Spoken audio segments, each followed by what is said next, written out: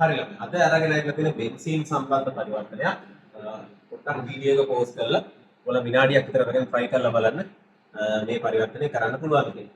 right. අපි යම් පරිවර්තනයක්. දැන් මේ පරිවර්තනය දිහා බැලුවම ඉස්සෙල්ලම බලන්න ඕනේ අපිට දීලා තියෙන සංයෝගය දිහා. ඒක තමයි අංක 1. නේ? අංක 1. එතකොට කාණ්ඩ දෙක කොහොමද තියෙන්නේ? කාණ්ඩ දෙක තියෙන්නේ එකට එකක් සාපේක්ෂව මෙටා. එකක් අර එකක් තියෙනවා නම් මෙටා. එතකොට ඊළඟට බලද්දී මේ කාණ්ඩ දෙකම මෙටා යොමුකාරක නෙමෙයි. ER එකක් තියෙනවා කියලා කියන්නේ ඒක උත්තරා යොමුකාරකයක්. CH2CH3 කාණ්ඩය කියලා කියන්නේ උත්තරා යොමුකාරකයක්. හැබැයි පටලව ගන්න එපා. ER එක කියලා කිව්වම ඔයගොල්ලන් හිතනවා ඒක අර බෙන්සීන් න්‍යෂ්ටිය වික්‍රිය කරන නිසා මෙටා යොමුකාරකයක් කියන්නේ. මම channel එකේ වීඩියෝ එකක් දාලා තියෙනවා. ඒක ක්ලෝරෝබෙන්සීන් වල ඕතපරා යොමුකාරකතාවය කියලා. ඒකම පොඩ්ඩක් බලන්න. ඒකේ ලස්සනට පැහැදිලි කරනවා කොහොමද BR එකක් හෝ CL එකක් ඕතපරා යොමුකාරකයක් වෙන්නේ කියලා. right. ඊළඟ කාරණේ ගත්තොත් මේ තියෙන CH2CH3 කාණ්ඩය කියලා කියන්නේ ඒකත් ඕතපරා යොමුකාරකයක්මයි. නේ? එහෙනම් ඕතපරා යොමුකාරක දෙකක් කොහොමද මෙටා ස්ථානයේ එකිනෙකට සාපේක්ෂව ගිහිල්ලා තියෙන්නේ? එකිනෙකට සාපේක්ෂව මෙටා ස්ථානට කොහොමද ගිහිල්ලා තියෙන්නේ? දැන් ඕක ගන්න නම් අපිට අනිවාර්යෙන්ම මේකේ අවසාන පියවරකදී මෙටා යොමුකාරකයක් විදිහට තිබිලා ඒක ඕතපරා යොමුකාරකයකට පත් වෙලා තියෙන්න ඕනේ. එහෙනම් BR එක කීයනවත් අපිට ওই කියන කාරණේ කරන්න බෑ. ඒ කියන්නේ මෙටා යොමුකාරකයක් විදිහට තිබිලා ඕතපරා යොමුකාරකයක් බවට පත් කරන්න බෑ. ඇයි? කෙලින්ම BR එක ගන්න බෙන්සීන්ට ඍජුව බෙන්සීන්ට සම්බන්ධ කරගන්න නේ. හැබැයි CH2CH3 කාණ්ඩය ගත්තොත් අපිට පුළුවන් ඒක මෙටා යොමුකාරකයක්ව තිබිලා ඕතපරා යොමුකාරකයක් බවට පත් කරන්න. එහෙනම් කොහොමද ඒක කරන්නේ? දැන් අපි ගත්තොත් මේ තිබිච්ච CH2CH3 කාණ්ඩය අපිට හදා ගන්න පුළුවන් මෙහෙම.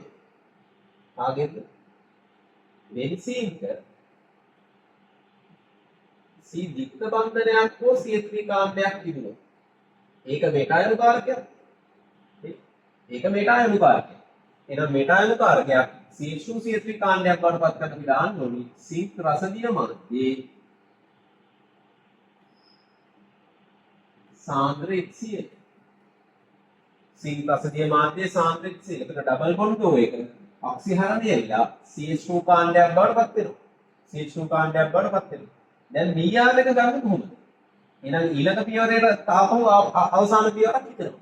අවසාන පියවරක් හිතනකොට මෙතන C දික්ත බන්ධනයක් හෝ CH3 කාණ්ඩයේ මෙටා යොමුකාරකයක් නැති වෙන්නේ. BR එක මෙටා ස්ථානයේ තියෙනවා. එහෙනම් ඒක අරගෙන තියෙන එක වගේ. දෙවෙනි අවස්ථාවට අදාළද?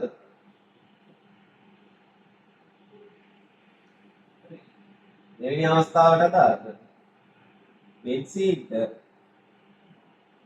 C දික්ත බන්ධනයක් හෝ CH3 එකක් තියෙනවා. එතකොට ඒකට අපි දාලා තියෙන්නේ FeBr3 එක්ක Br2.